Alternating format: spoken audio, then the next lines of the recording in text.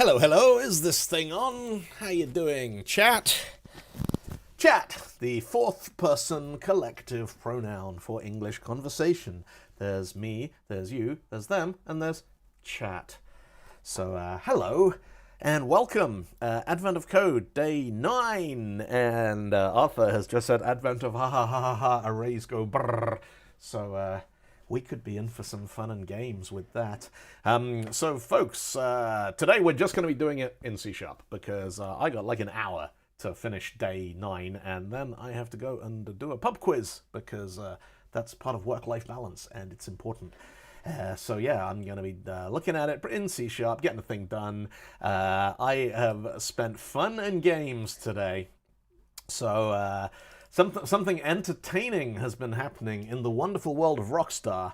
Because somebody yesterday I upgraded the Rockstar build pipeline, all the actions that do it from .NET 8 to .NET 9, because .NET 9 has better WebAssembly support, which fixes a problem we were having with Firefox.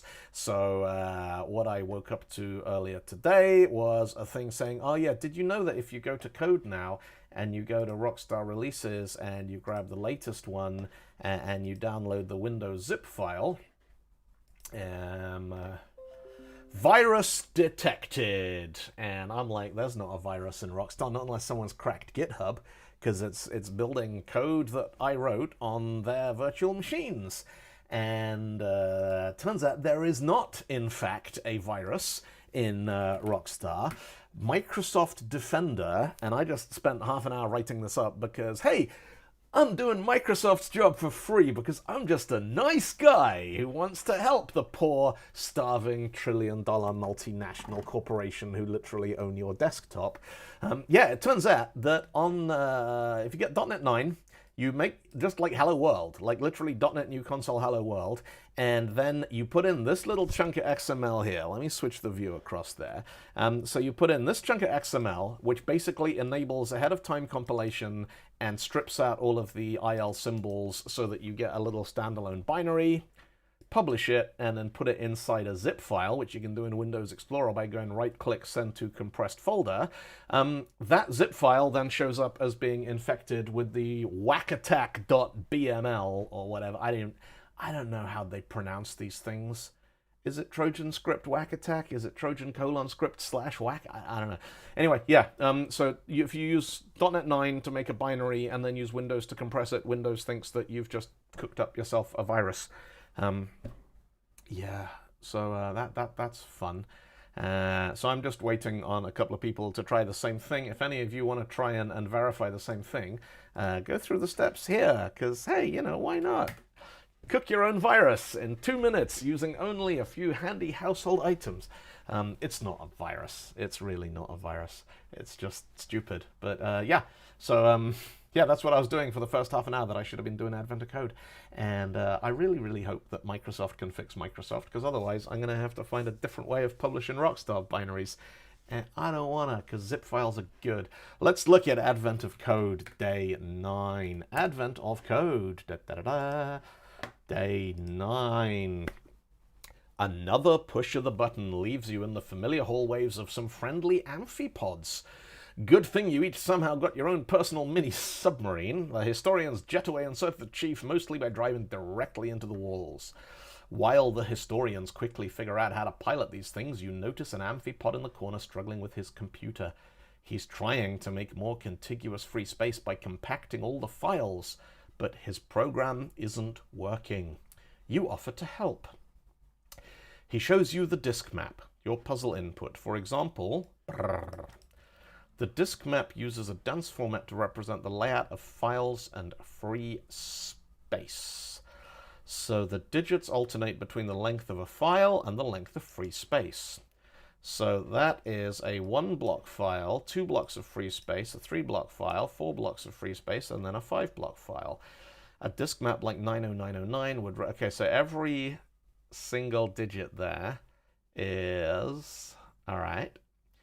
And each file on the disk has an ID number based on the order of the files as they appear before they are rearranged, starting with 0. So the disk map 12345 has 3 files. There's an ID, or a 1-block file with ID. Okay, so we're indexing from 0, 1, 2, yep.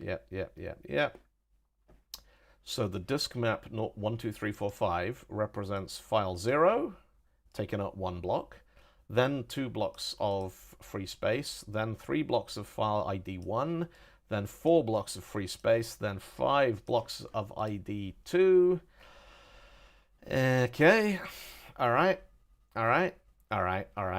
The amphipod would like to move file blocks one at a time from the end of the disk to the leftmost free space block until there are no gaps remaining.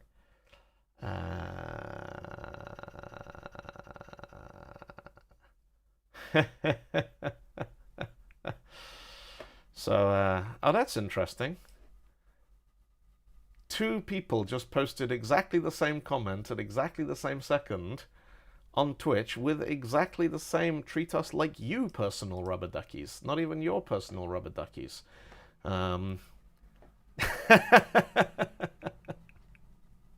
Interesting. All right. I'm sure there's a perfectly reasonable explanation. All right. Move file blocks one at a time from the end of the disk until there are no gaps. So we're moving, so that 2 goes to there, and that 2 goes to there, and that one goes to there. Yay! We got raided! Hello, raid. And that 2 goes to there, and that 2 goes to there, and that 2 goes to... all right. Yeah, okay. So then the final step is to calculate the file system checksum. Add up the result of multiplying each of these blocks' position with the file ID number it contains. The leftmost block is in position 0. So, we've got 2. Yeah, all right. Yeah. Cool. All right. It's going to be fun. Just for fun, we'll do it in .NET 9, then we'll publish it as a binary, zip it, and see how Windows thinks it's a virus. Because why wouldn't you do that? Z day 8, cd ... .NET new console -o day 9. cd day 9, and what do we got in here? All right, there we go. Code is there. Siri just woke up. What's that, Siri? Thank you, Siri. All right, what could possibly go wrong?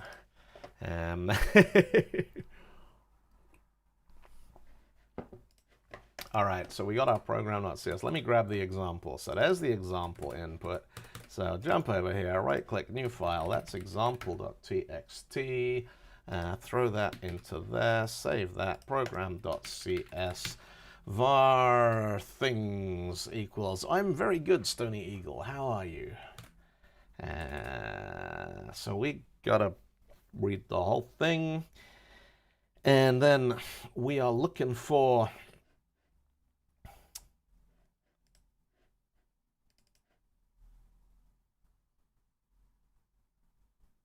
all right, so a disk map like 1, 2, 3, 4, 5.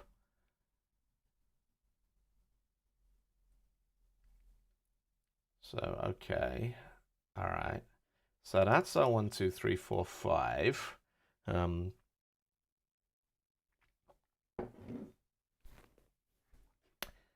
And so this alternates like tick. So let me just crunch some stuff in. So that's our example.txt. Let me just throw in a really simple thing here. So let's start with so var input.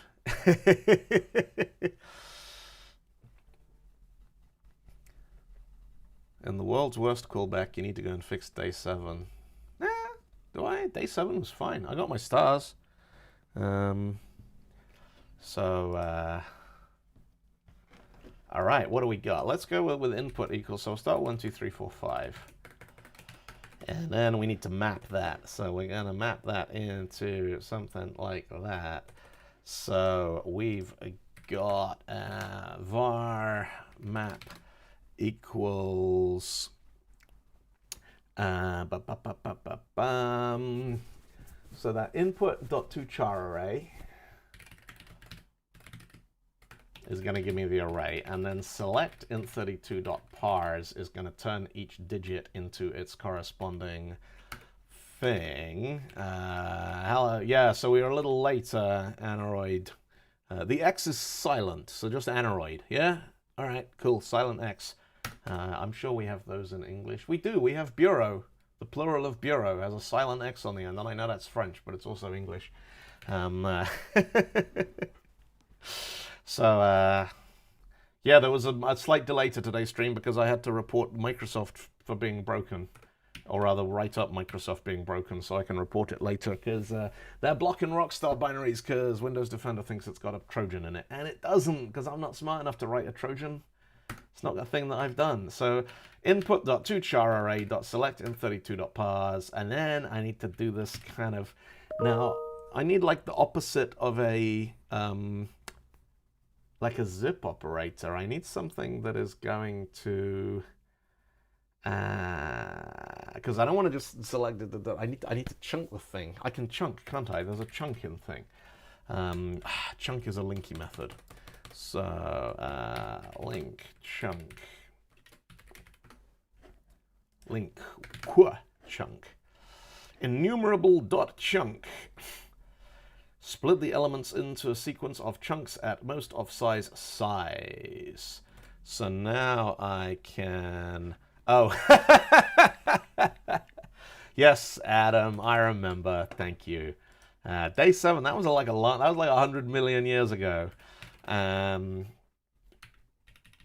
int.toCharArray.select. What's that complaining about? That should be fine.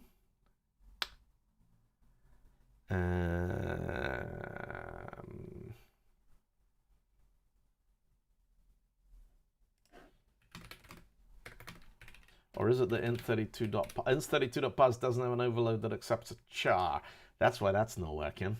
So that, but we can fix that. Actually, you know what? We could be really, really kind of gnarly here,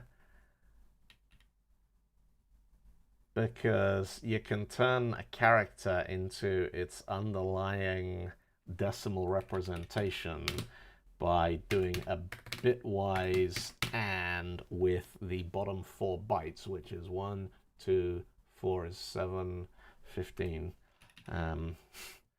So yeah. Yeah. So a char in .NET can be yeah, weird. Select that.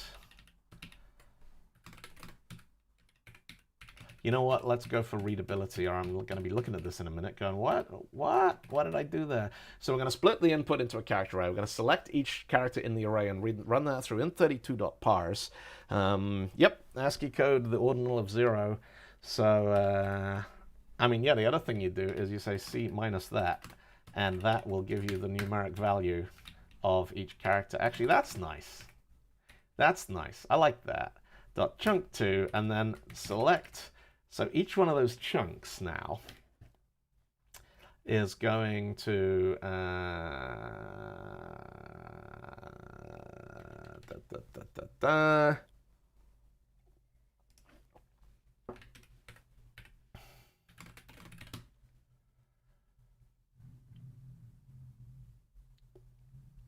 be an array. And so we need to grab that and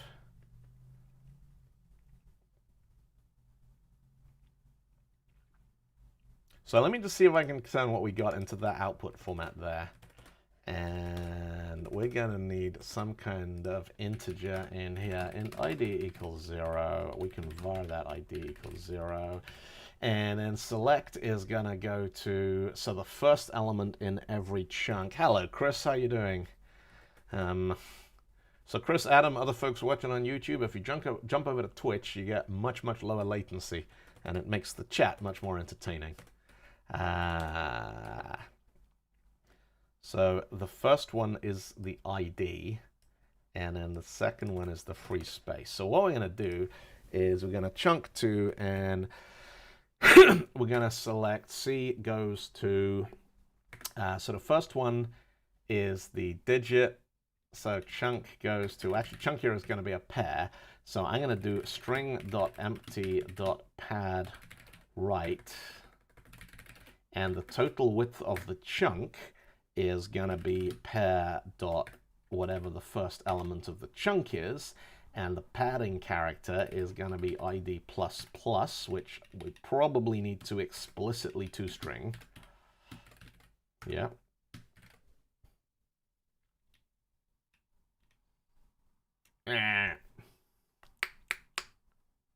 I don't want to toString it, I want to tochar it. Is this gonna, hang on.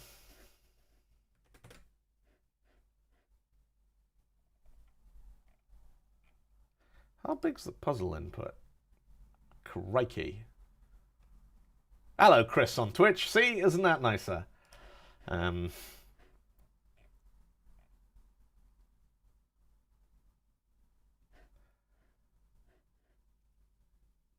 Okay, so the example that they've given us here is a little bit sneaky because the example doesn't go any higher than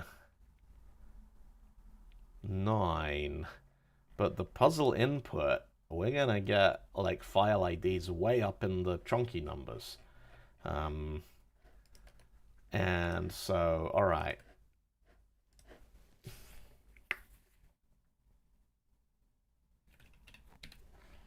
Right, I don't like this, but it'll get me to the point where I can work out why I don't like it, and then I can replace it with something that I like. So each pair is going to get a string.empty.padWrite pair plus string.empty.padWrite pair 1, and that's going to pad with that one. And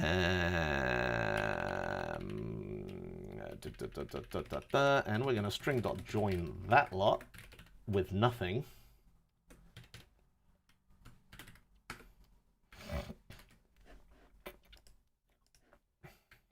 What? No, come on.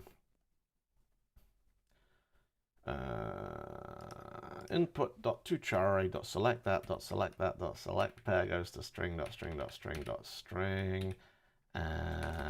Yeah, right.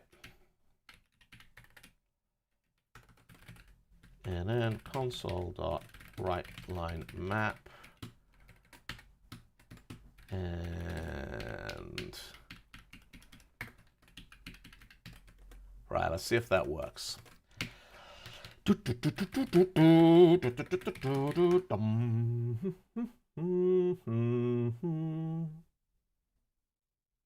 That is exactly what I thought was going to happen. Yeah, totally.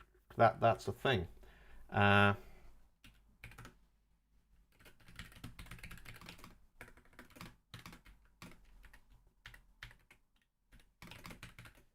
There, boom. All right, not dot 111 dot 2222 dot yep. That looks like that. All right, happy with that. So now that one there, we are expecting to get, that should be that.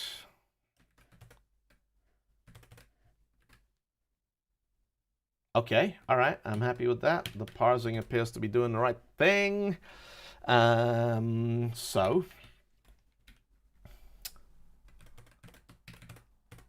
git add dot git commit minus m day 9. First bit of parsing is done.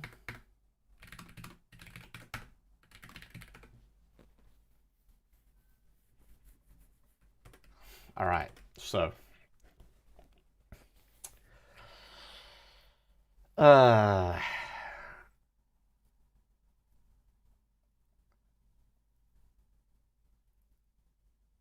so what we've got, each file on disk has an ID number. So we've got a bunch of blocks, and we're moving blocks one at a time. So each block contains an ID number, and the ID number is not going to be a single character, is it? Because potentially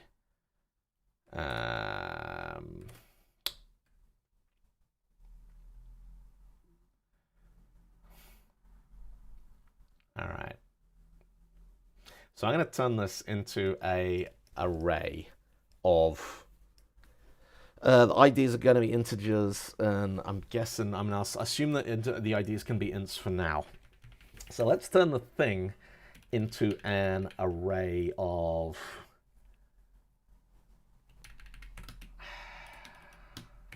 right. So that map is actually it's not actually a step on the road to solving the problem. It's just something they put in the explanation to help folks figure out what it is that they're doing.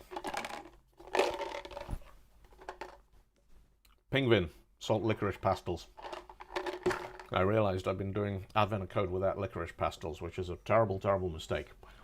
So, right, let's do this with a slightly different bit of chunking, because what I want to do here is I want the chunk to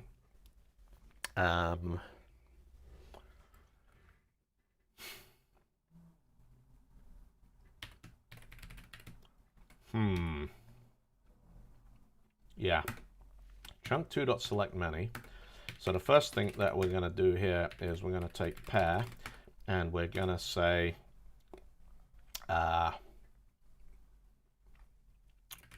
pair dot. It's not a drop. It's Norwegian or Scandinavian. I think it's Norwegian. It's the stuff that you're not allowed to sell as like candy in the United Kingdom, because it's got 8% ammonium chloride, and technically in the UK that means it's not food. So, but it is delicious. Okay, so we got the first part of the pair is the file number. So the first part of the pair is going to be enumerable.range based on pair 0.select whatever you've got goes to. There must be a way in .NET of saying I need this many of that thing. Yes, Anorid was asking if the licorice I'm eating is, they have a thing in the Netherlands called drop, which is like a very, very strong licorice, which is quite good. It doesn't have enough ammonium chloride in it. So,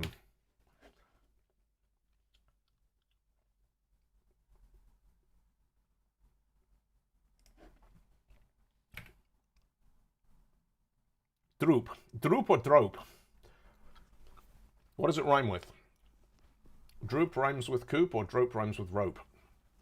Welcome to questions it's really hard to answer in the chat. What does it sound like? It rhymes with coop. Droop.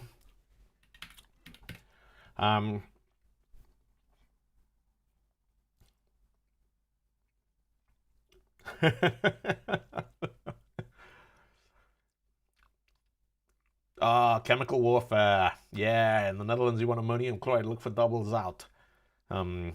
Except zout is zoot. Ah, yeah. Pronunciation. All right, enumerable.range pair 0.select. And start in count. All right. There will be a better way of doing this, but you get the my initial pronunciation of drop was correct. Is this going to be like the time the Netherlands and Belgium, zout equals salt and zout equals south? Yeah. How many letters is that, friends in the Low Countries? Is that one letter or two? Answers on a postcard. So that goes to ID.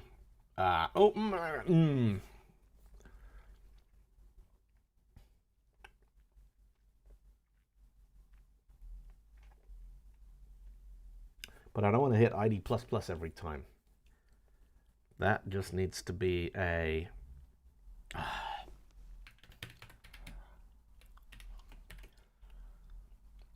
Do I have an overload here that'll let me take the index?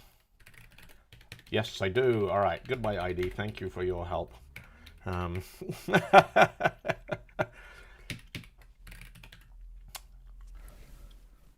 So pair index goes to enumerable.range pair 0.select index.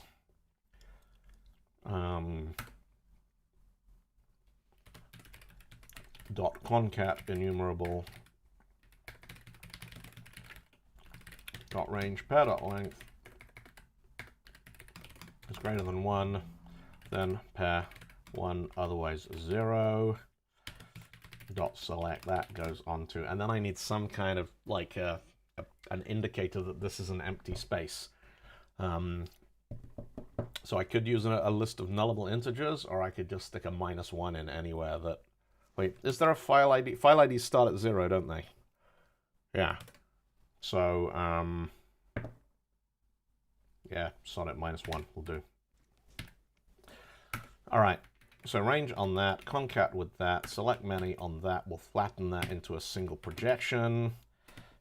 Comment that out. Yep. That should join onto that.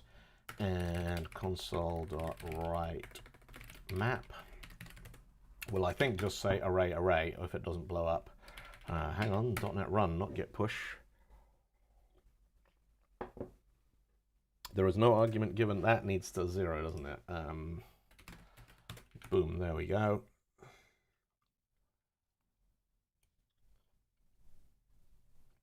All right. Of course, I string.joined it. I should not have done that, should I?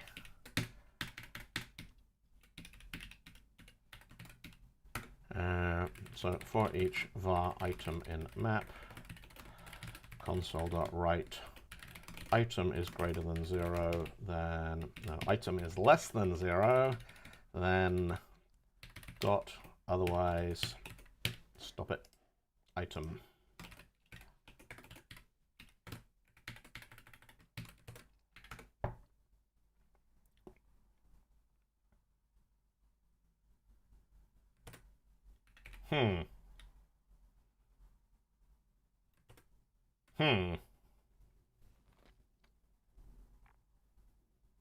Strange.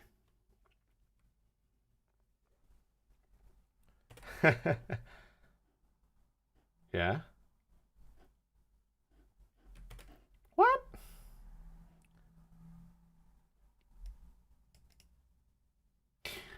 Ah. Who knows what's going on? Because I do.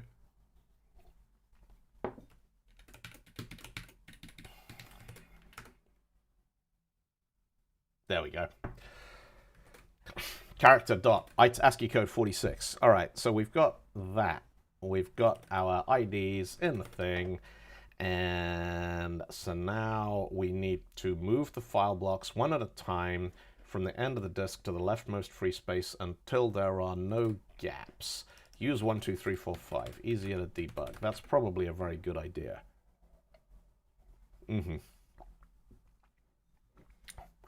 All right, so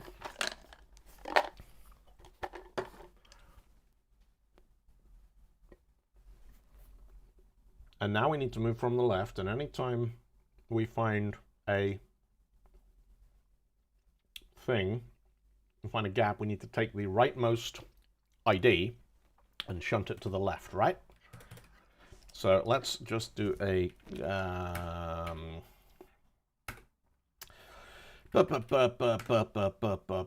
and that's a list of ints. So int shunt, let's call it defrag, because that's what it's doing, is it's defragmenting disks. So int defrag takes int blocks or files or whatever we want to call it.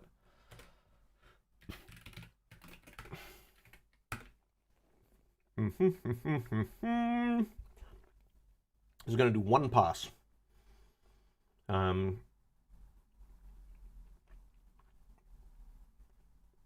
So first we've got to find the target position. Our target equals blocks dot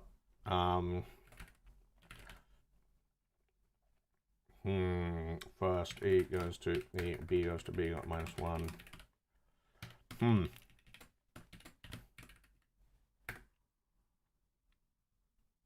That's going to give me the element. I don't want that. I want the index of blocks.find, blocks dot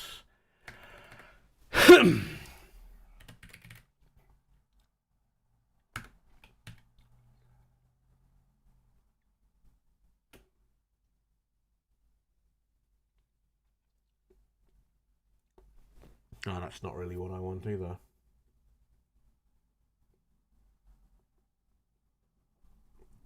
So there's first in .NET. Link has a first thing on it. Blocks.first will give me the item goes to, or block goes to, block is greater, less than 0. So that'll give me the first one, but then that doesn't have like an index method. There's no way of finding out where it was. Isn't it actually fragmenting, dividing files into smaller chunks? Yeah, actually, Tom is exactly right. Frag. We're breaking the files up.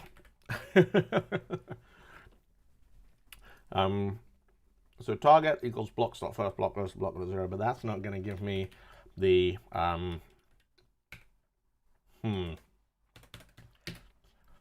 link first but index.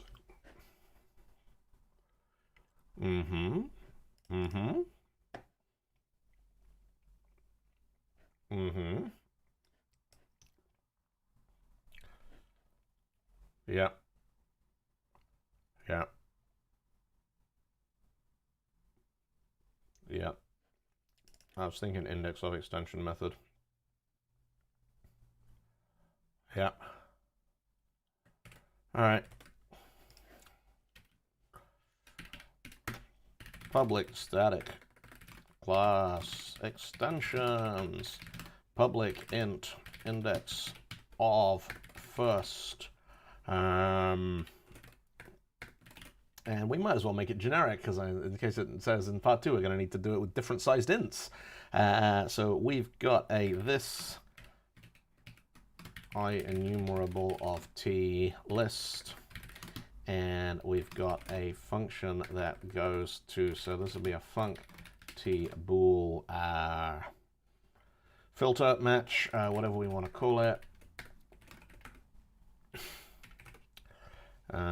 So we got and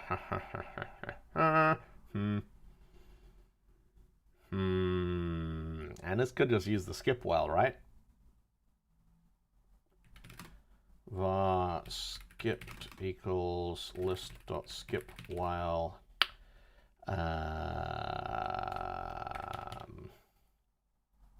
is there a skip until?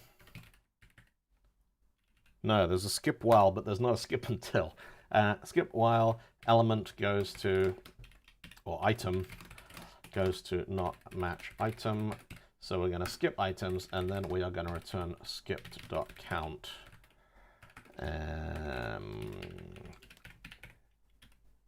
yeah, that'll probably do it. That needs to be static. So then target equals that. So scrub that. That can be blocks.index of first block, where block is greater than less than 0. So that'll give me the first empty one. And then var, the thing we're moving here is going to be the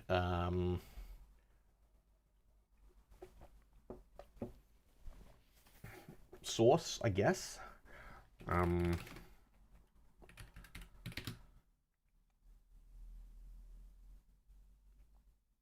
this one we need index of last, so we need to start at the end and do the same thing, but from the other end. So actually that thing there is gonna be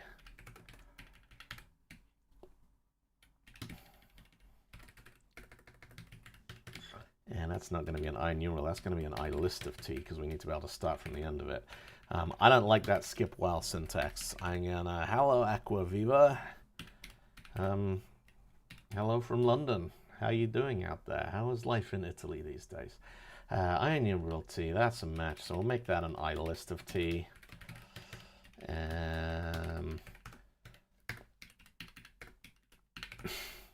So var I equals 0, while I is less than list.count, if match list I, return I. And that can be list I plus plus.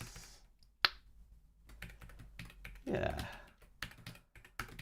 I think that'll do it, and then I can reuse the same syntax down here, and while I equals list.count, and now we can say, well, I minus minus is greater than 0 if match list of I return I. And so blocks.index of first is less than 0. Block goes to block is greater than or equal to 0, because 0 is a valid file number. And then I'm just going to say that blocks target equals blocks source, so that'll move it. And then blocks source equals -1, so shunt that out.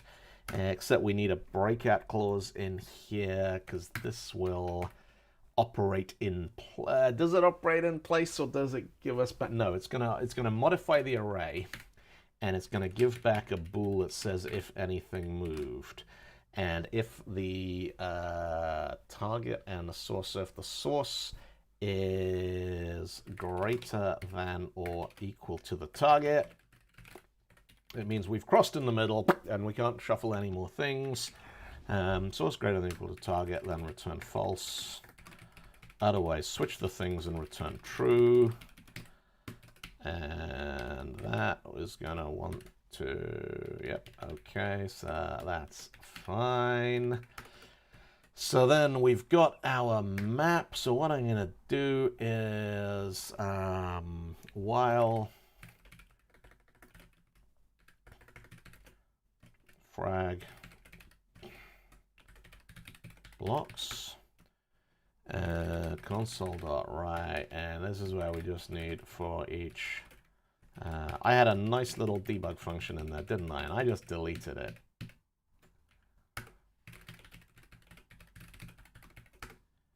And that's called map, but map we're going to rename. We're going to call that blocks. Well, frag blocks for each var item in blocks console.write line. All right, and is that going to dot to array? Array all the things. .NET run. See, what do we get? We get error because line 21 needs a semicolon. Of course it does. Boom, done. .NET run that. Index of first, not all code paths return a value. Okay, so index of first.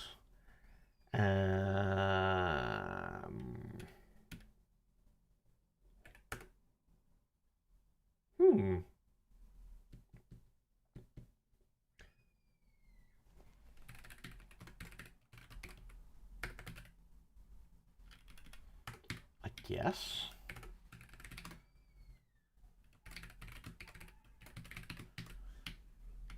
I mean, that definitely, there'll be a point where it can't find anything, so we flip them in the middle and come back the other way. That's interesting. That is not remotely what I thought we were going to get. Oh, look at that. It did completely not the right thing, not even close. Okay.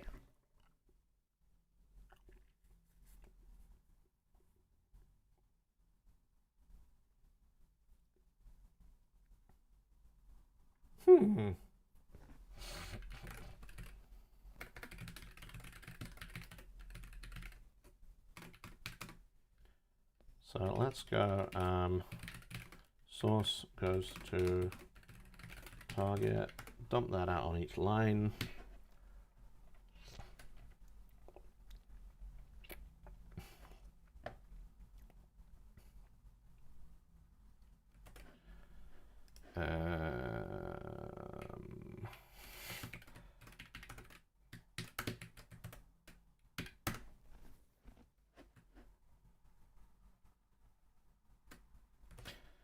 And a console.write in there.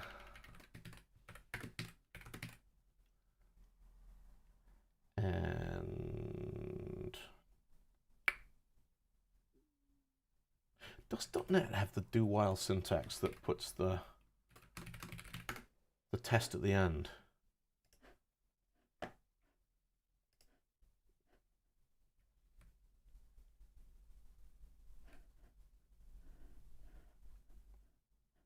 Yeah, do loop executes one or more times. All right, let's use a different loop. So we'll do the whole thing while frag blocks. Okay. It's weird. That's one of those things I've never sort of really come across. All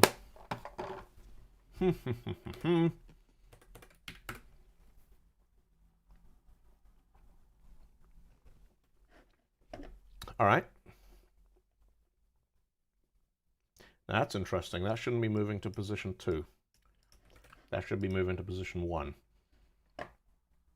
Which means index of first is returning the wrong thing.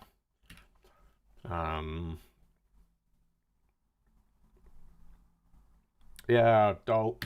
That I++ shouldn't be there. Yeah.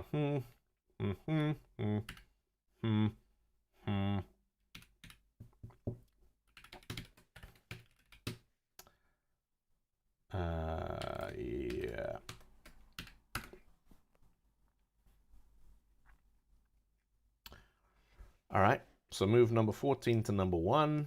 Boom, that jumps to there. Move number 13 to number 2. That 2 moves to there. Move number 12 to number 6 moves to there. Move 11 to 7 means that 2 goes to there. Move 10 to 8 moves that one to there. And last of all,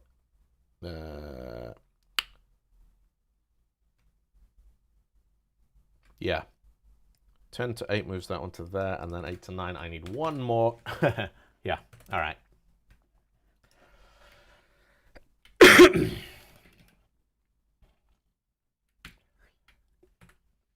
So I'm happy that's doing the right thing.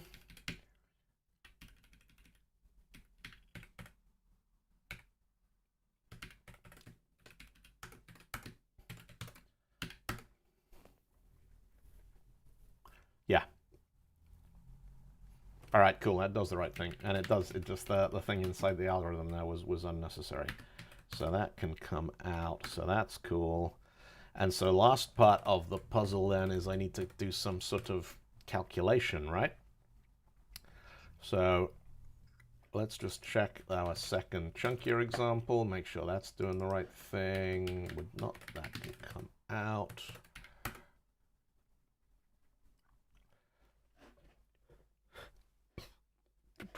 So there's the result. And the example for that one is that. Yep, okay. I'm happy that's doing the right thing. So now the last part we got to do is to figure out the final step is to update the file system checksum. To calculate the checksum, add up the result of multiplying each of these blocks' position with the ID number it contains. The leftmost block is in 0. If a block contains free space, skip it instead. All right, so that should be pretty easy, unless I've missed a trick. So that does all that, and then var part1 equals blocks.select. So we've got the value and the index is going to, so if the value is less than 0, then it's an empty thing. So we return 0, otherwise we return value multiplied by the index. Yep. Yep, yep, yep, yep, yep, and then sum the whole lot.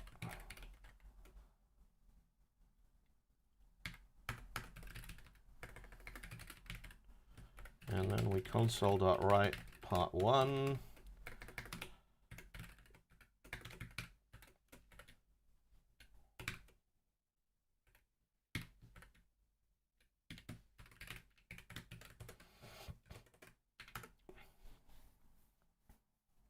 $1928. YOLO. Right. Input. Where are we? We're on the projects, GitHub, Dylan BT, Advent of Code 2024, day 9, input.txt. There we go, and we just want var input equals file.read all text from input.txt, don't we?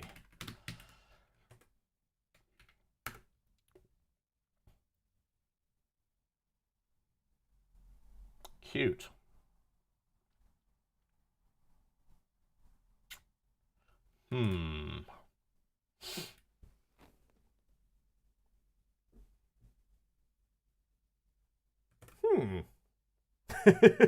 It was going so well. All right. This is why I don't like functional programming, because it doesn't tell you the thing you tried to do, because you didn't tell it what to do. You just told it, you know, there's no kind of step-by-step iteration through the thing. Enumerable.range, int32.start.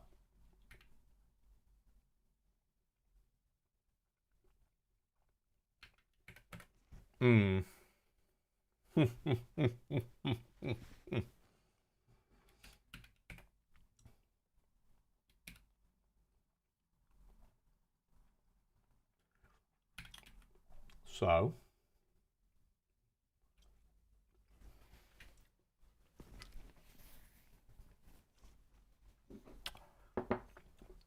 oh yeah, maybe.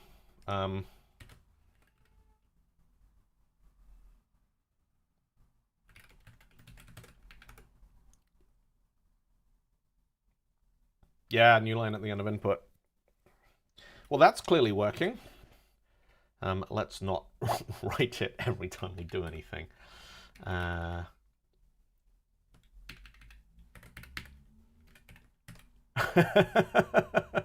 That's one of those fun little things I like. While frag blocks, just while. Just while.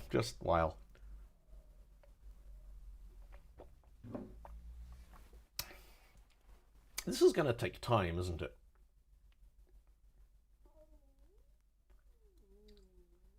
Yeah. All right. Overflow. Right. Ints should all belongs. So this then needs to, I think if I just say select C goes to long dot, well, actually I want int64.parse C.toString.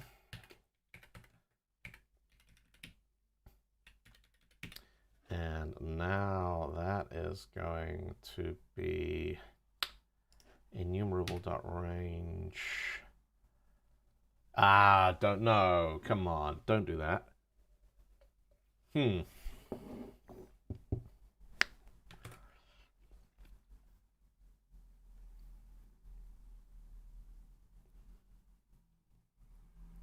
So it's just enumerable.sum that's blowing up.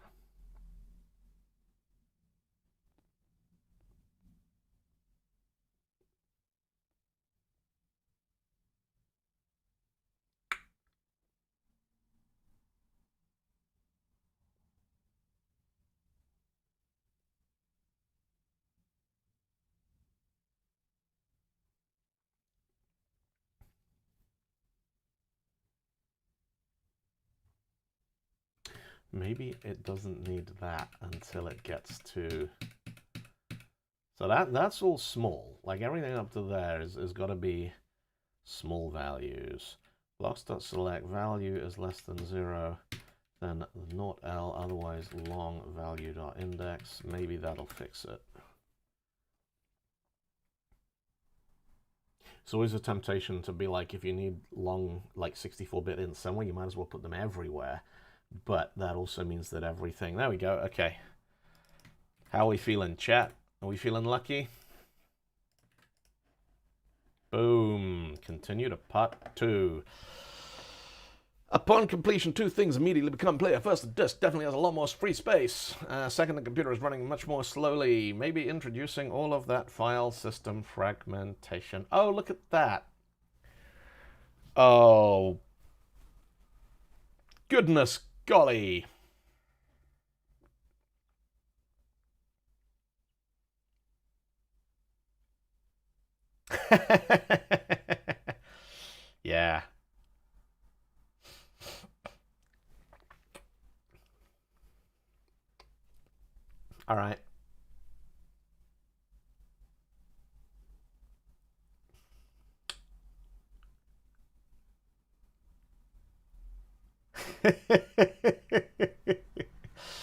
Okay, so what we got to do now is we got to figure out for everything we've got a hole big enough to put it in. So 9, 9 there.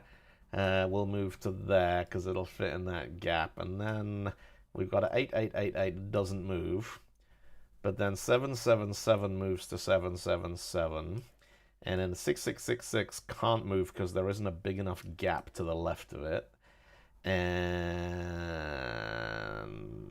then the...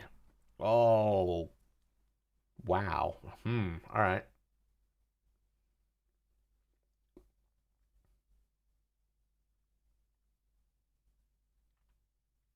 So we're going to need to scan...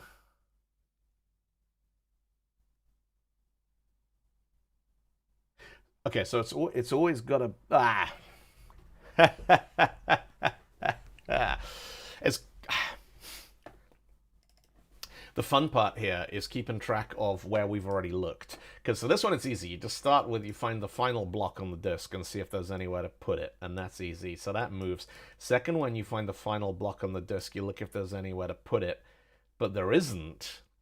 Which means for the third one, so we're going to need a... probably a pair of pointers. What is my data structure for part 1? It's an array of integers where if it's a file, that element contains the file ID, and if it's empty, it contains -1. So that the whole thing's just a list of ints. All right, so I think what we got to do for this part is we start at the end. We move backwards until we found a file, whole file.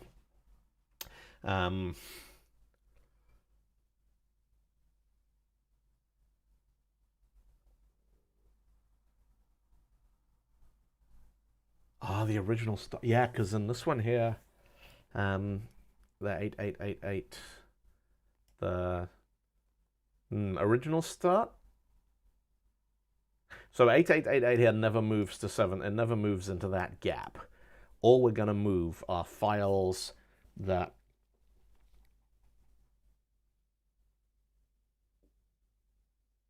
Yeah.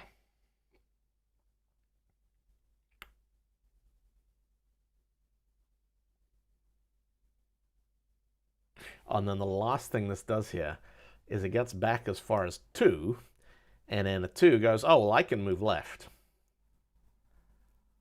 Yeah, so you only check each file gets checked once.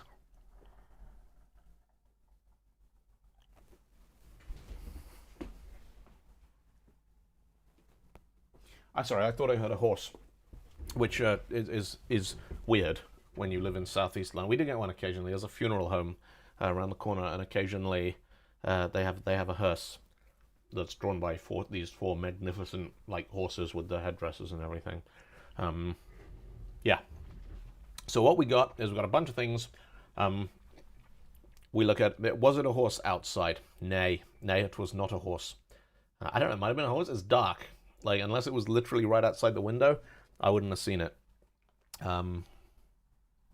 Lights are good. I just realized how dark it got outside. Okay, so we're going to look at each file once. And and if the file can move, we move it. And if the file can't move, we move on to the next file. So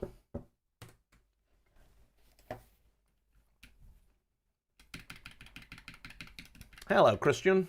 How you doing? All right, so let's do a bool defrag. Int blocks.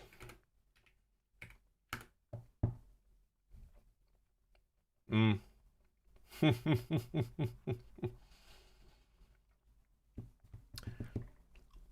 right.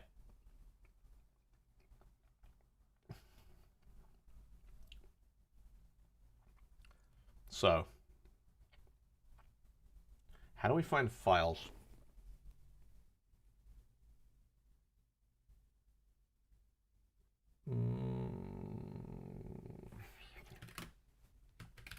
end of file equals blocks dot you know, I'm going to do this with naughty algorithms. I'm going to do this very, very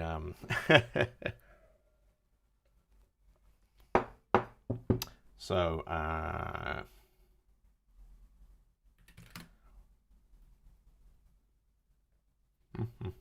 upper equals blocks dot length, and then so while blocks upper, so that'll be -1. So while blocks upper is less than 0,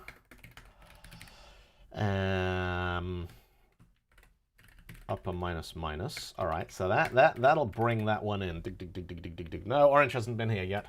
Orange will arrive later in the week. Orange is going to stay on Wednesday. So that'll move it back until upper points at the end of the file. And then, so that's actually, that can be EOF. That's EOF. End of file. Let's channel us some ASCII for great power. And then we've also got that, then, so that finds the end of the file.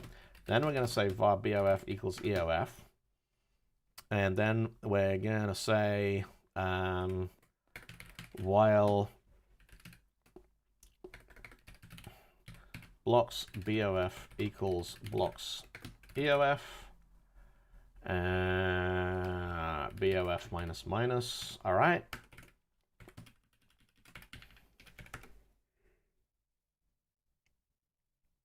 So that should find the file. And then what I want to do is let's just dump the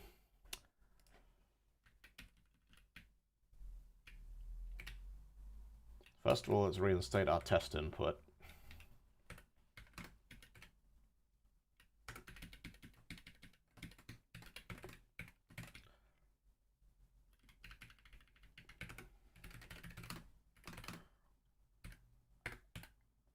Because not I is less than blocks dot length I plus plus console dot write blocks I is less than 0, then a dot, otherwise we are going to write blocks I.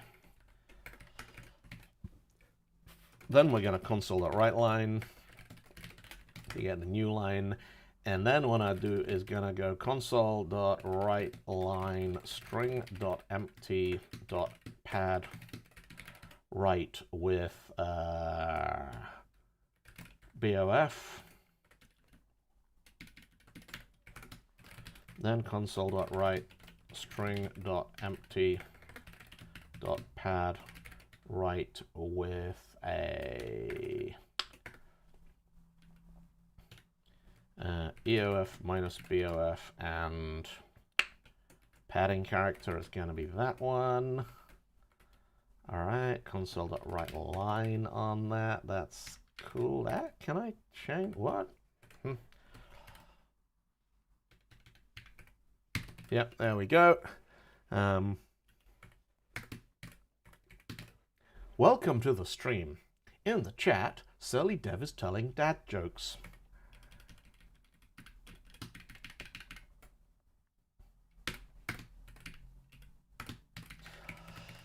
Okay, and let's just return true on that. And so what I want to do here is let's just comment that out while I solve part 2, and let's just and now that's going to work in place, isn't it? Because frag is actually going to update the thing we got. So that's that .toArray, and so var blocks2 equals blocks.toArray should give me a duplicate of it. And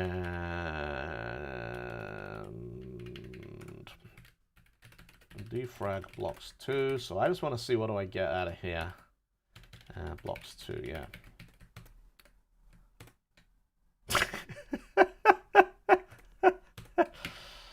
You know it's a dad joke when the punchline is apparent.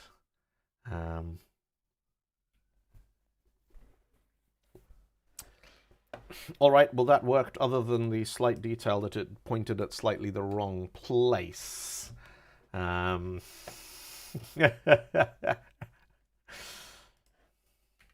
See, the database joke, that only works in countries where you call it a database and you call your dad dad. Because where I'm from, I call my dad dad with an A, and I keep my data in a database with an A. And like it just doesn't work. Like, you have to mash the English language into a horribly convoluted shape to make that, I would say, funny, but I don't think that makes it funny, but it does at least make it sort of legitimate. And no.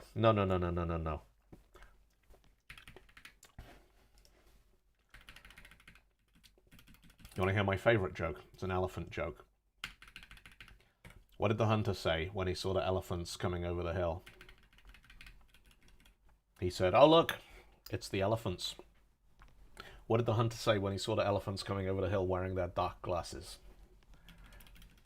He didn't say anything. He didn't recognize them. Right. Am I pointing at the wrong place, or am I just padding with the wrong thing?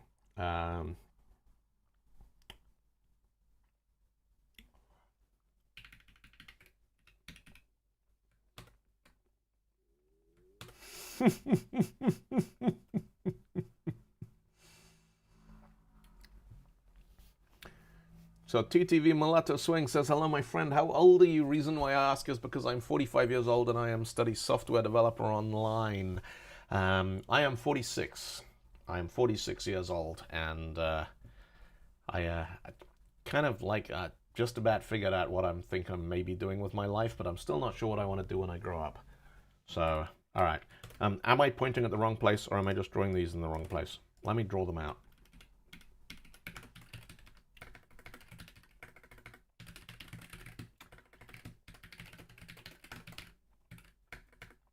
When did I start? I started when I was 8.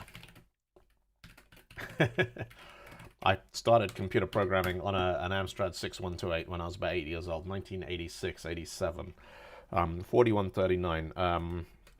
No, let's run the easy input.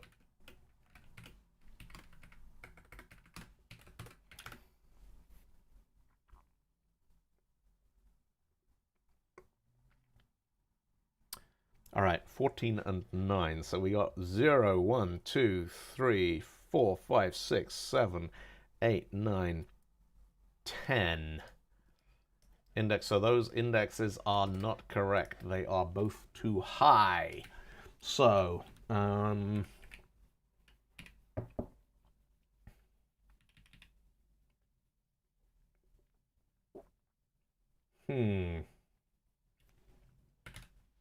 yeah. There. Fence post errors.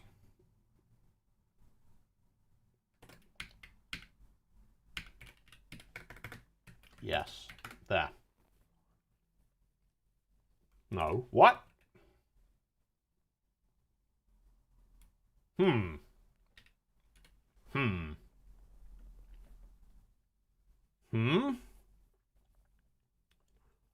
The two hardest things in computer science are garbage collection and naming things and off by 1 errors. No, actually, the two hardest things in computer science are garbage collection, guaranteed single delivery, naming things, guaranteed single delivery, and off by 1 errors. I don't think I have a whole lot of teenagers watching the streams because I do it all in C#, and like, I don't think a whole lot of teenagers are doing C#. This is C#. C# and dad jokes. Hello, fellow kids. Welcome to the stream. So, right. That shouldn't happen, because if that's blocks.length, and then while blocks.length of EOF -1, that shouldn't cause an overflow.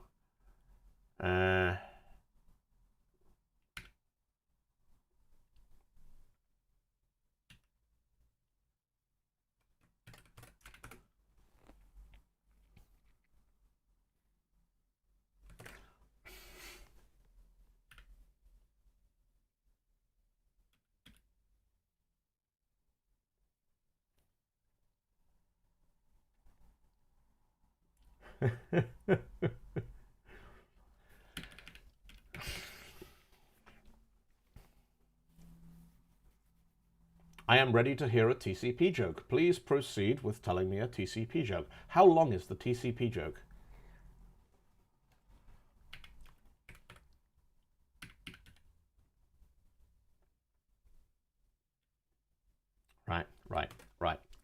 Right. What the?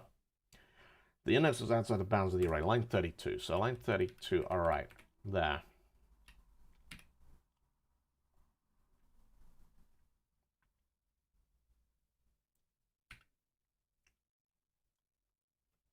Ah. Yes.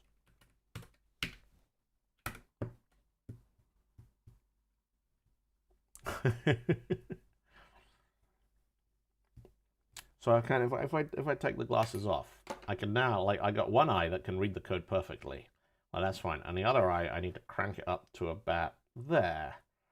And that, yeah.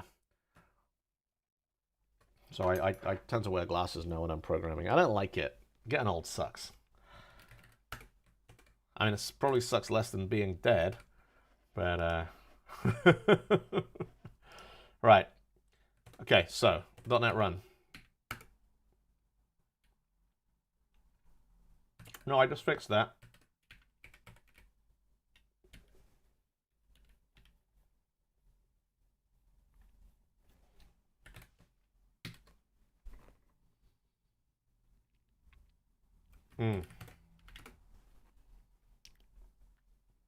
Okay, there we go. There we go.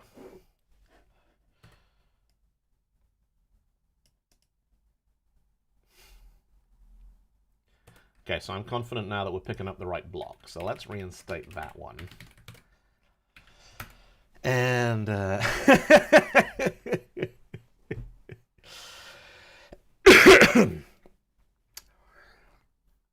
so we found a block. So now the size of the chunk that we're looking at is going to be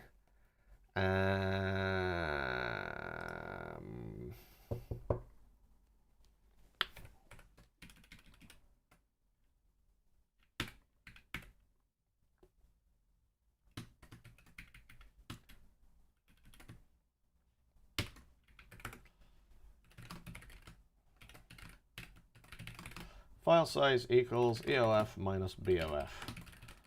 Console dot write line file size. All right.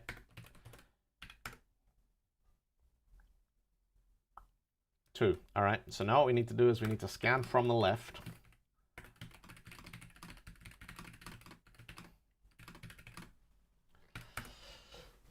Now this is where I'm wondering whether the data structure we're using here is just wrong, because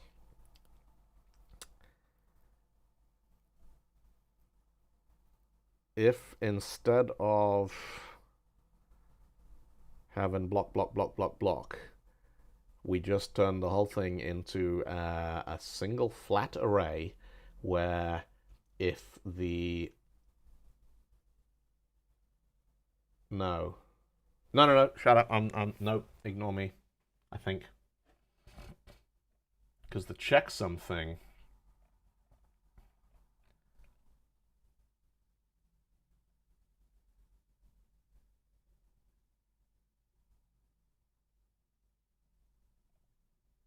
still needs duplications. Yeah.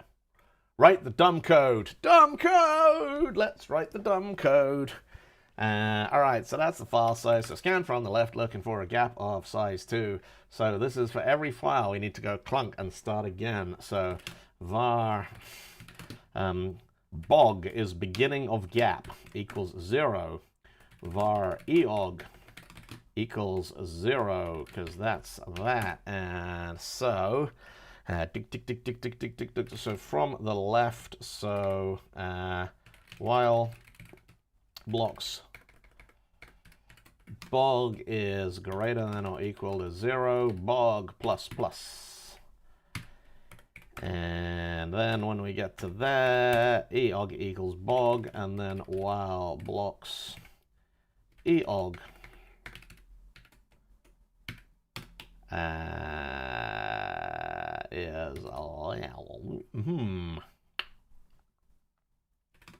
is less than 0, eog++. Yeah. So beginning of gap, end of gap. So end of gap is going to scan from there, while blocks end of gap is that. And then what we're going to do is let's reinstate our incredibly detailed diagnostic output here, uncomment that lot. We can get rid of those two lines there.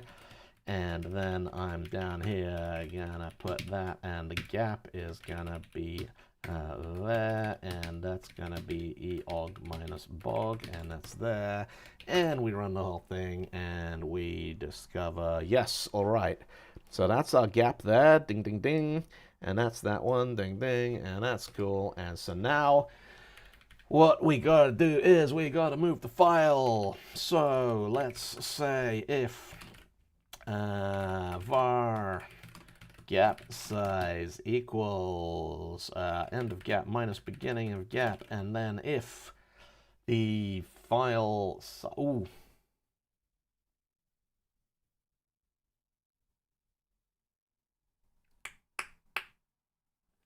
if it won't fit, we scan and look for the next gap, don't we?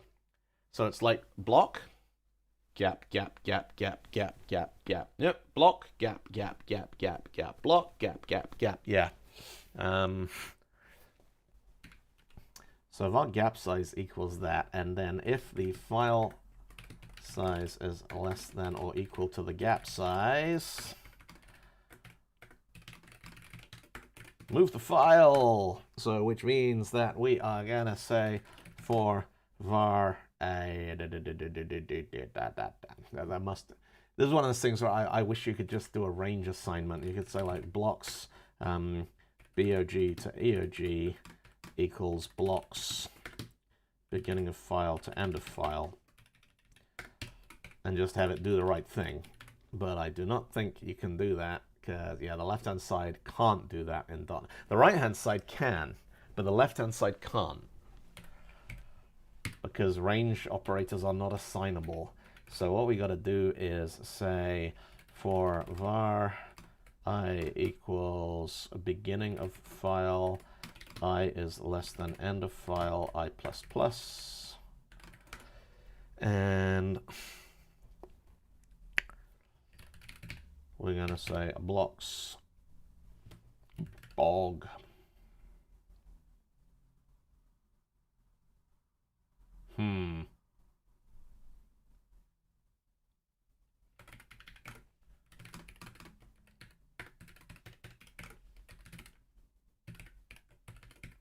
blocks j++ equals blocks I, and blocks I equals -1. There we go. So that'll move the file, and then return true.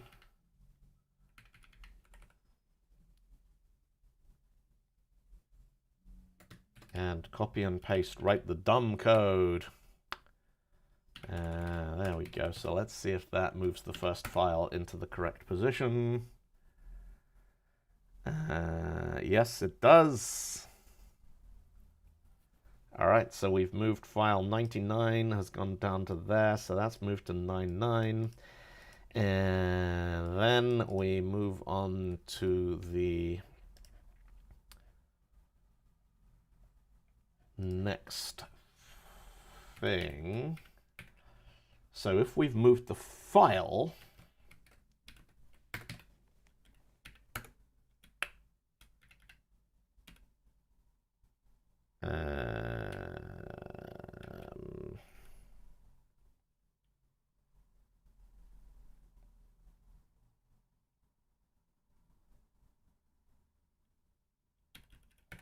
so with the file, we want to set the end gap back to. Actually, no, we don't. We don't need to move the. Oh boy.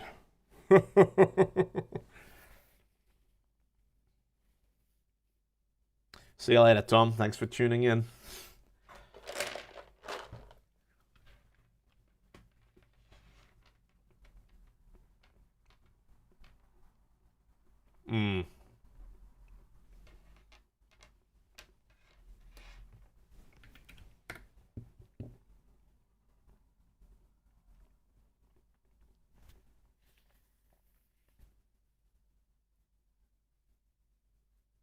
And you can't just run the same thing again and again and again.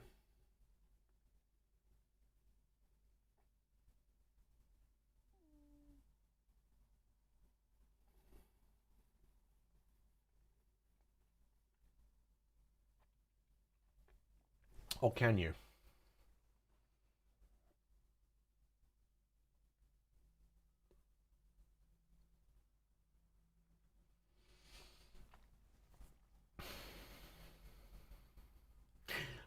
So, all right. So actually, this breaks down, I think, into two things. One is you need something that just looks at each file and decides whether you can move it or not. The other one needs to look at each gap and decide whether that file will move into that gap.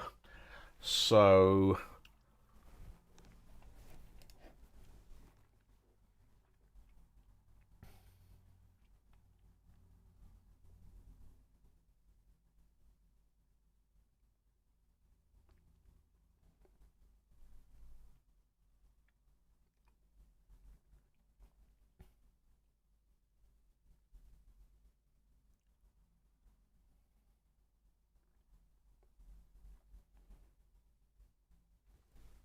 yeah.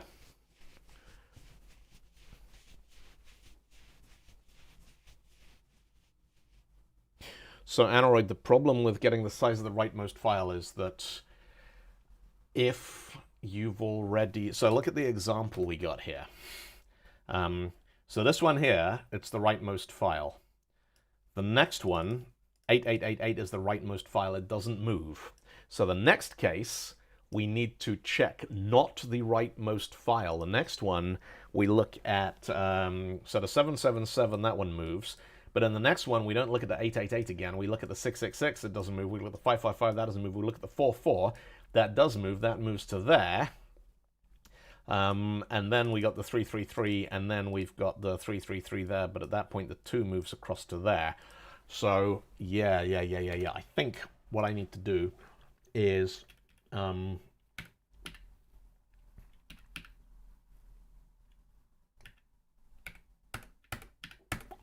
this.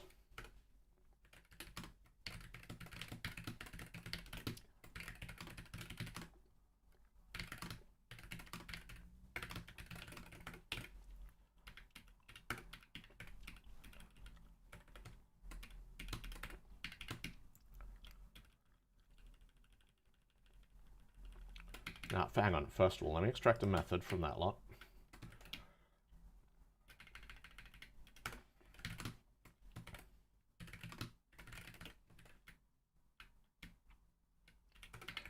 Void print is going to take int.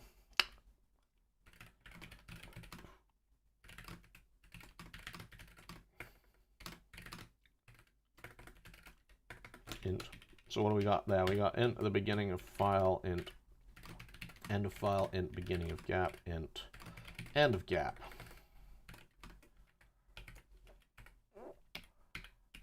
Yep. That's that. That's fine. All right.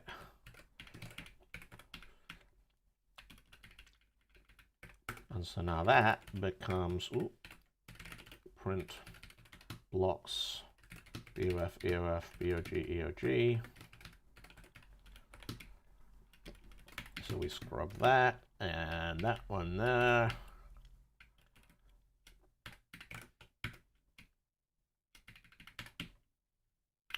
Right.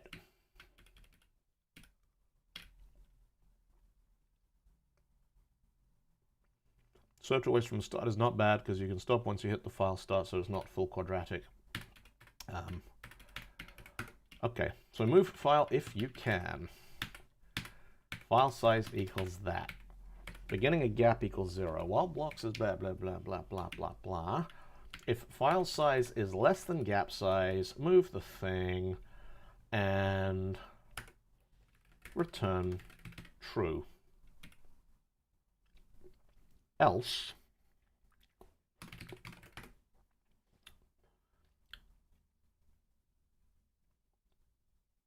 we set beginning of gap to be end of gap plus 1. and we go back to here. So we need a while true wrapped around that whole chunk.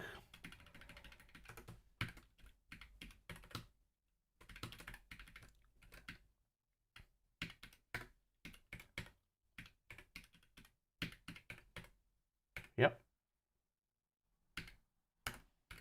So if BOG is greater than or equal to blocks.length, return false means we've run off the end of the block. Yep.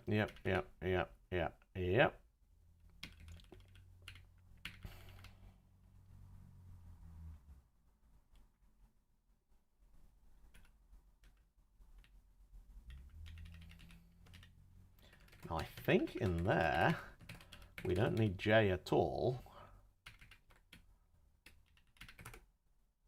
We can just do this.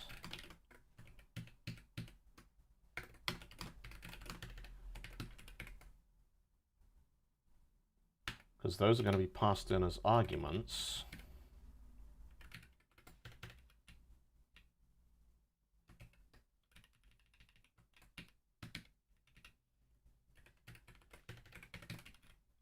All right.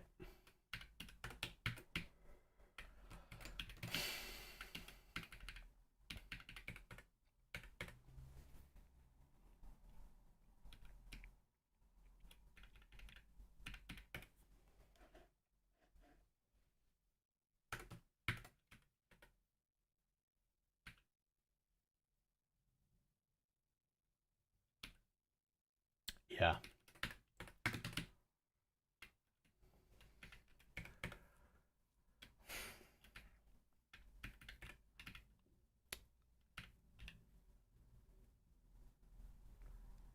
If beginning of gap is greater than beginning of file, yes.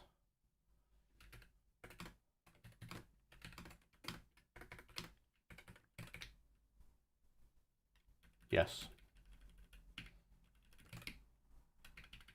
Yes. All right.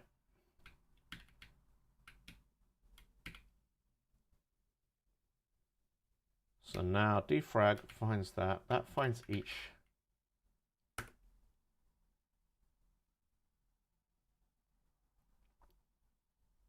file. Then we call move file if you can. And we give it the blocks, and we give it the BOF and the EOF. And at that point, it doesn't matter whether the file moved or not, does it?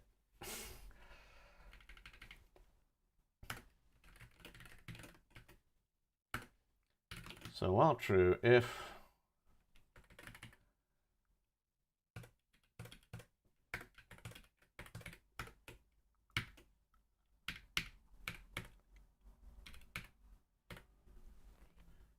flag the file ID. Why?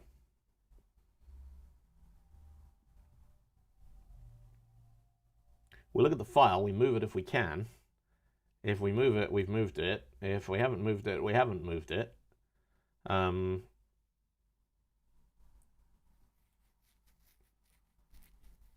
Yeah, but we never restart that. So we move the file if we can, and then what we do is we say that the end of file equals beginning of file minus 1, and we crank the loop again. I'm very chill. If you got ideas, suggestions, if you can see something I've done wrong, absolutely shout out. So yeah, the free space checks always start on the left, because beginning of gap always starts at 0. And defrag, the end of file starts at blocks.length and then moves in from the right. But it never ever gets higher. It never goes up. So that's true. If EOF is greater than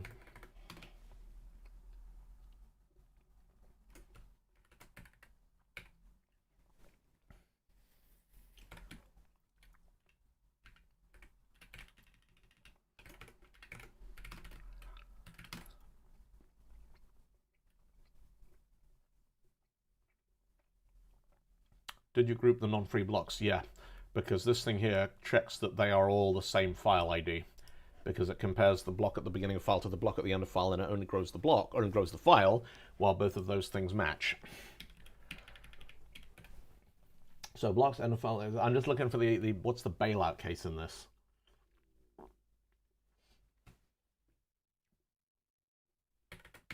Because at some point we need to say we've finished. We can't move any further.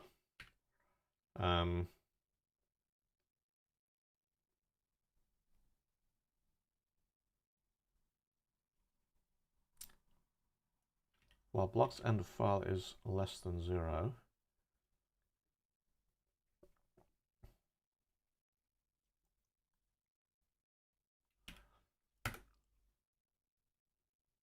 Beginning gap always starts at 0.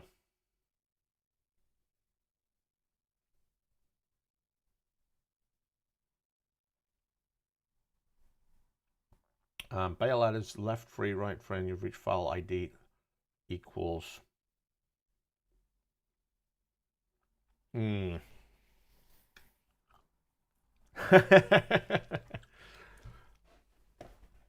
on. So what we want to do here is we want to, for move, I think move file if you can.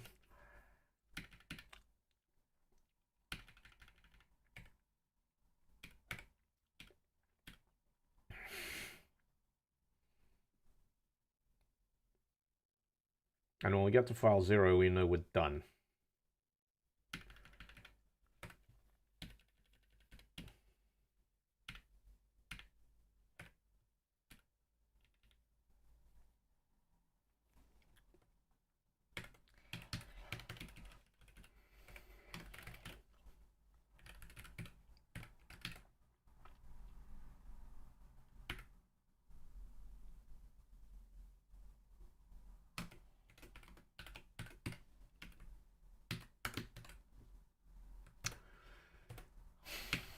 YOLO.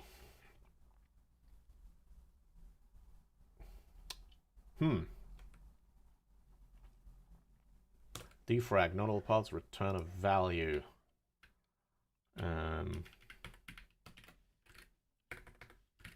Yeah. All right.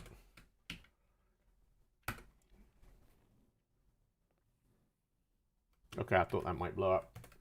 Line 33, outside the bounds of the array. Yeah, I need another guard case in here. So blocks EOF is not equal to 0.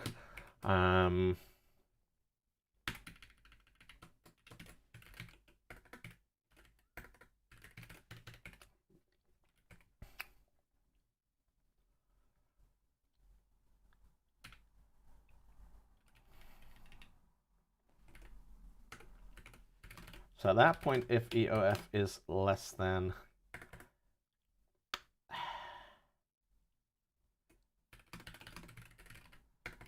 so we always bail out if the end of file has got to the beginning, because that means we've rattled back to the start of the array. But we also want to bail out if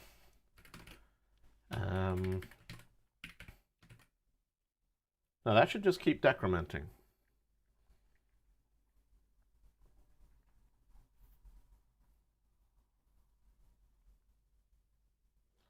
Except no, if it's 1, return.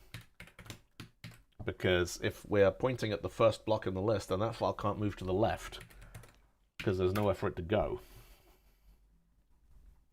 Right. All right.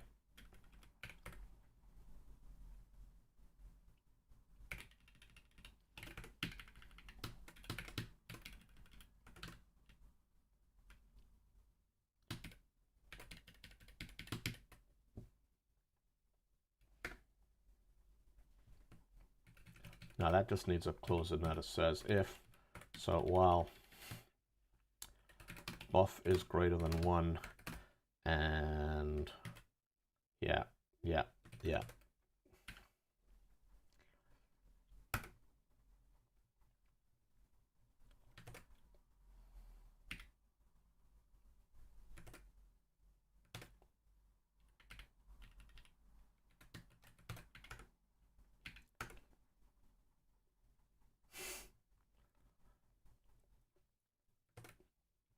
arrays.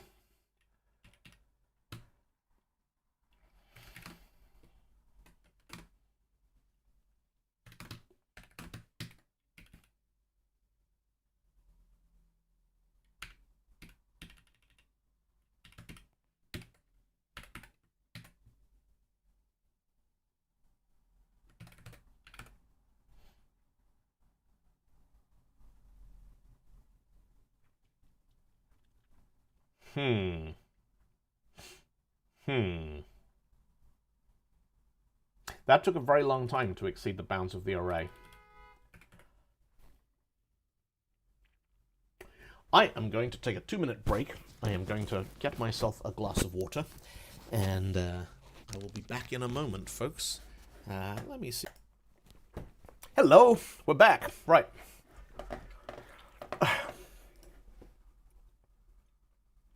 Arrays.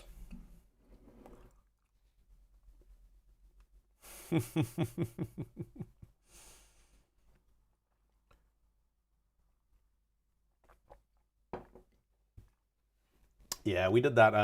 That was Line Breakers during the pandemic lockdown when we couldn't go outside and we couldn't do any fun things. So we all set up green screens and sent each other little snippets of footage and mixed the whole thing together. Link to the song. I think the song is on YouTube. Let's have a look.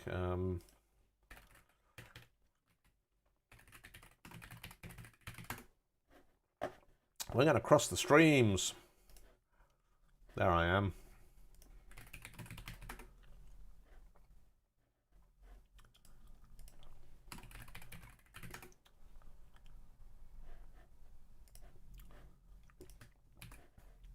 There you go.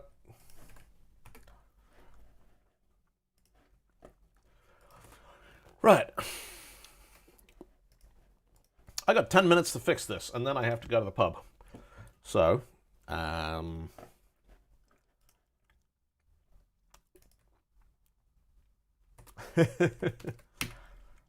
where do we get to? Line 36, outside the bounds of the array.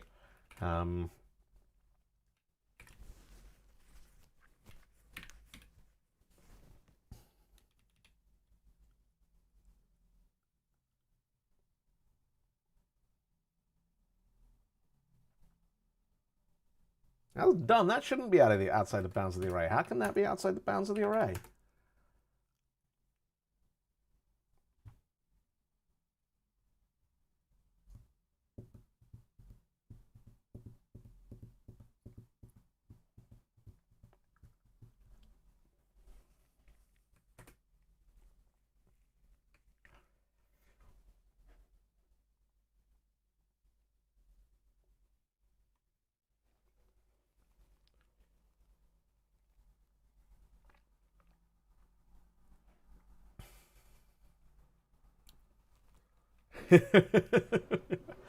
Oh, that's beautiful. Send it to someone who actually does tech sales. Right.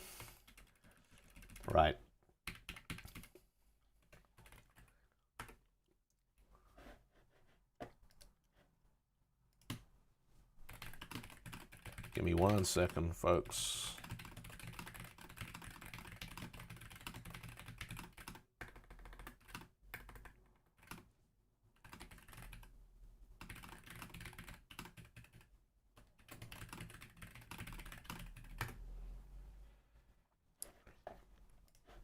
While true, isn't it bound to go over? Well, no, because it should, if at any point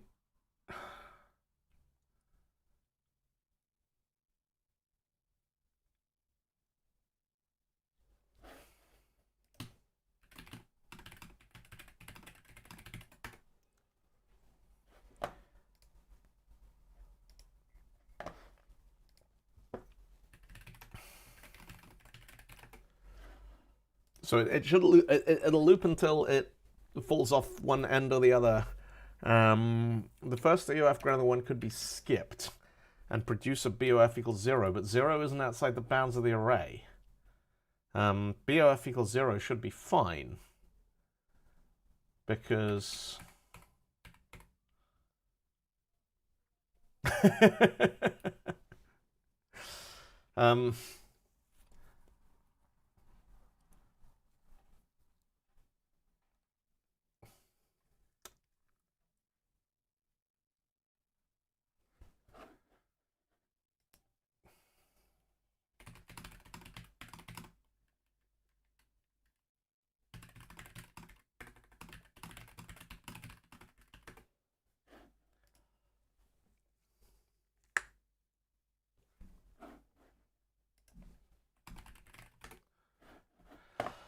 Right.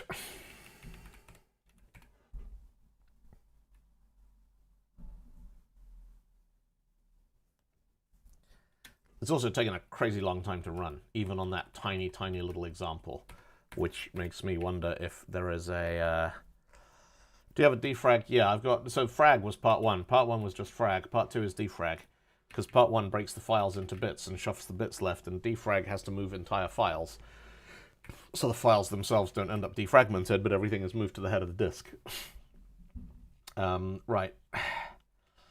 What I think I've done is I've started with slightly the wrong data structure, and I'm now getting tangled up in knots about whether I have the which bit points where and which points not where and which doesn't not point where and all that kind of stuff. So let's end of file is blocks.length. That's cool. So while true, so we're just going to keep looping until we get to the point where we want to bail the thing out. So end of file is greater than 1. And blocks end of file is -1 is... Yeah. So that one there, that checks whether we're looking at a chunk of a file. Yeah. So that should be fine. And that should be fine. And if the end of file is less than or equal to 1, we return completely, bail out of the function. That's fine. So that finds the end of the file.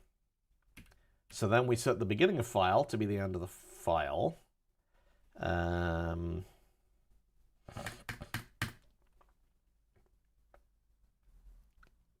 -1.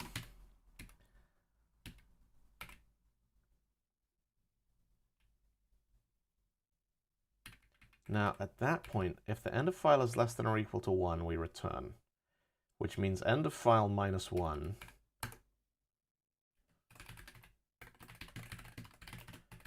So we console write line, end of file. Doesn't -1 break BOF for files of size 1? Yes. Yes. Yes, yes, yes, absolutely right.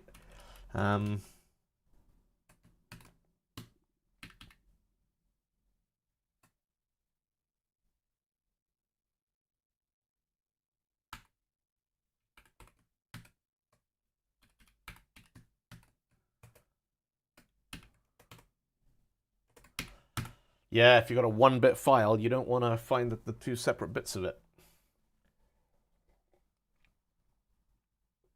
I should put some output in here so I can see whether it's actually doing anything, shouldn't I? Let me put a thing in there.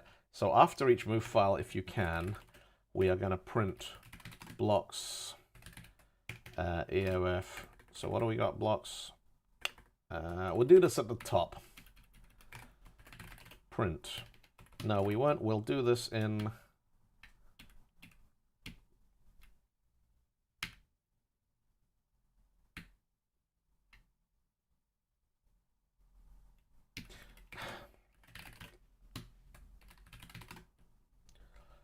beginning of file, end of file, 0, 0. All right, that should give us at least some sort of output so I can see what it's doing. Yeah, what? Okay, that's me being stupid.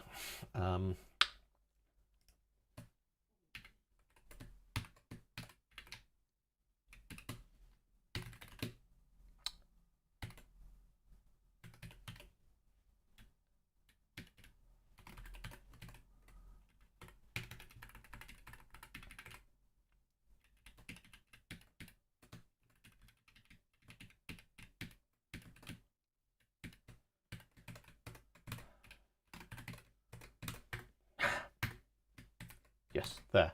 Right. Boom. Done. I just fixed that. Ah.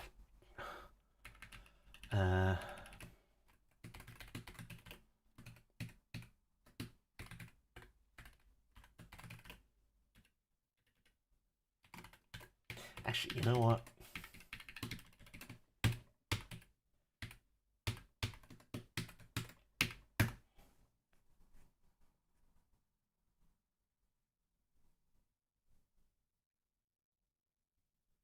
Yeah.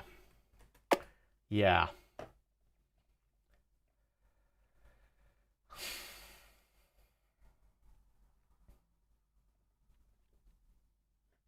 Nothing's ever moving.